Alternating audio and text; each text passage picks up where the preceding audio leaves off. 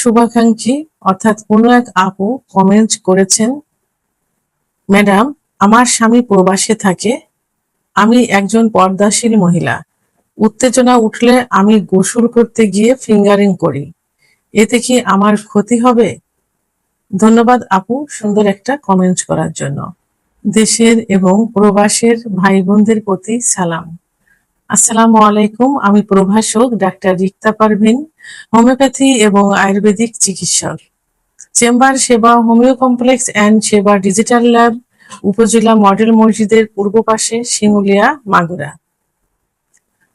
কোনো এক শুভাকাঙ্ক্ষী অর্থাৎ কোনো এক আপু কমেন্ট করেছেন, ম্যাডাম, আমার স্বামী প্রবাসে থাকে, আমি একজন পর্দাশীল মহিলা, উত্তেজনা উঠলে আমি গোসল করতে গিয়ে ফিঙ্গারিং করি, এতে কি আমার ক্ষতি হবে? ধন্যবাদ আপু সুন্দর একটা কমেন্ট করার জন্য। আসলে ফিঙ্গারিং অর্থাৎ নিজের হস্ত দিয়ে মৈথুন করে বীর্যপাত ঘটানো, এটা কিন্তু মাস্টারবেশন বা হস্তমৈথুনের ভিতরে চলে আসে, আওতায় চলে আসে। তো আমি প্রথমেই বলবো, হস্তমৈথুন ইসলামের দৃষ্টিতে সম্পূর্ণ নিষিদ্ধ কবিরা গুনাহ, সেহেতু হস্তমৈথুন করা যাবে না। তো এখন যে ফিঙ্গারিং করার যে বিষয়টা আপনি বলেছেন, এই ফিঙ্গারিং করা আসলে মেডিকেল সায়েন্স অনুযায়ী এর ক্ষতি এবং উপকার দুটাই আছে।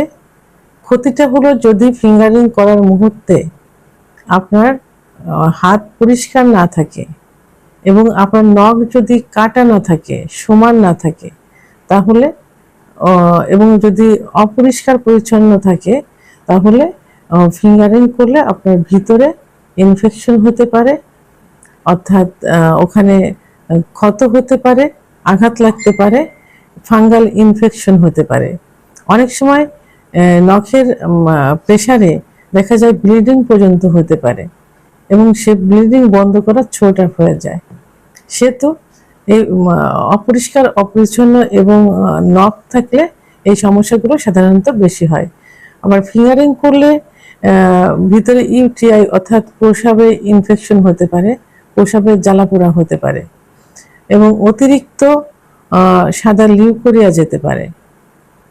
আর এককভাবে ফিঙ্গারিং প্রতি যদি অভ্যস্ত হয়ে যাওয়া যায়, অর্থাৎ একই নিয়মে যদি ফিঙ্গারিং করে অর্থাৎ স্টিমুলেশন করে যদি বীর্যপাত ঘটানো যায়, এটা কিন্তু একটা অভ্যাসে পরিণত হয়ে যায়।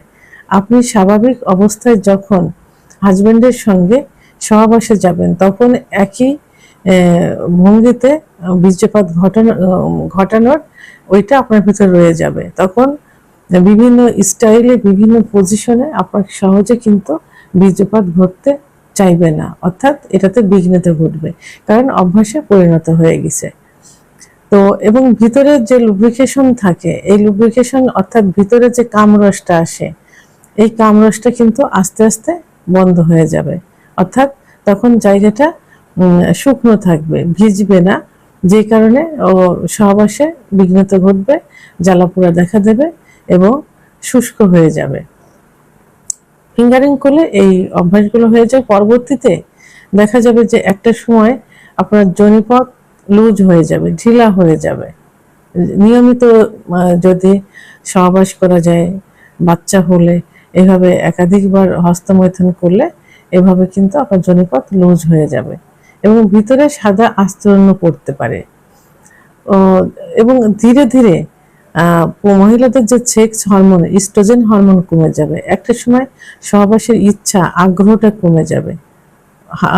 চেষ্টা করার পরে অর্গাজম হবে না, অর্থাৎ উত্তেজনা আসবে না, কামরস আসবে না, সহবাসে ইচ্ছা থাকবে না, ব্যথা অনুভব করবে, জ্বালাপোড়া করবে, কোনো সুখ পাওয়া যাবে না, ইত্যাদি নেগেটিভ দিকগুলো হয়ে থাকে ফিঙ্গারিং অর্থাৎ হস্তমৈথুন করলে।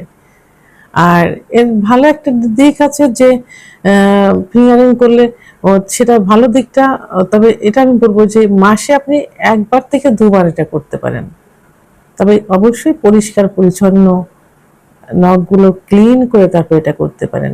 এটাতে আপনার ভিতরে যে ডিপ্রেশন, যে দুশ্চিন্তা, যে টেনশন, এই ডিপ্রেশন, দুশ্চিন্তার টেনশনটা আপনি কিছুটা মুক্ত হবে, আপনি রিল্যাক্সেবল থাকতে পারবেন, আপনার হাসি খুশি থাকতে পারবেন।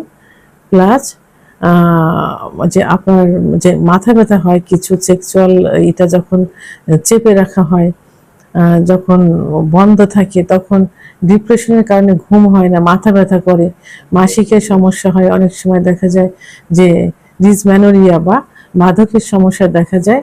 তো এইভাবে সতর্কতা অবলম্বন করে যদি হস্তমৈথুন করা যায়, এটা মেডিকেল সায়েন্স অনুযায়ী, তাহলে একটু ঘুম হবে, ভালো ঘুম হবে, গায়ে হাত পায়ে যে ব্যথাগুলো থাকবে ব্যথাগুলো দূর হবে, এবং পিরিয়ডের সময় যে ব্যথাটা আসবে সে ব্যথাটাও কিন্তু দূর হয়ে যাবে, অনেকটা কন্ট্রোলে চলে আসবে, মাথা ব্যথা কমে যাবে, রিল্যাক্সেবল ভাবে স্বাভাবিক জীবনযাপন করা যাবে। সেটা অবশ্যই মাসে 1 থেকে 2 বার আপনি সতর্কতা অবলম্বন করে করতে পারেন। তবে ইসলামের দৃষ্টিকোণ থেকে আমি বলবো যে ফিঙ্গার বা হস্তমৈথুন না করাই উচিত, এটা কবিরা গুনাহ, এটা সরাসরি নিষিদ্ধ করা হয়েছে। তো মেডিকেল সায়েন্স অনুযায়ী আপনি করলেও মাসে 1 থেকে 2 বার ফিঙ্গারিং করতে পারেন, খুবই সতর্কতা অবলম্বন করে।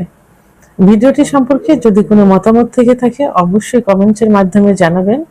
আর ভিডিওটি ভালো লাগলে লাইক, কমেন্ট, সাবস্ক্রাইব করে আমার সঙ্গে থাকুন। আল্লাহ হাফেজ।